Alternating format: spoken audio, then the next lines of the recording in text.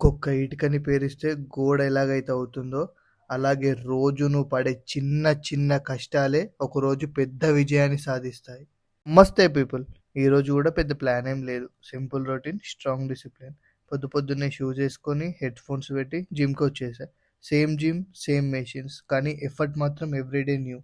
Body tired అయినా పర్లేదు, goal tired అవ్వకూడదు. వర్కౌట్ అయ్యాక రూమ్కి వచ్చి ఫ్రెష్ అయ్యా. ఇంకా మైండ్ రీసెట్ మోడ్ ఆన్.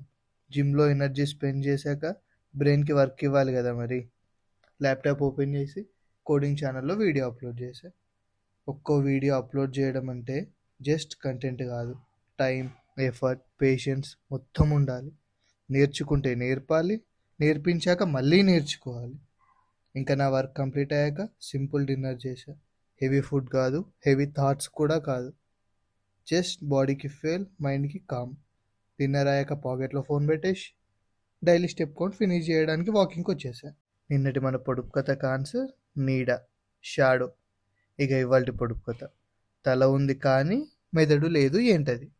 ఇక ఇంతే గైస్, గుడ్ నైట్, బాయ్.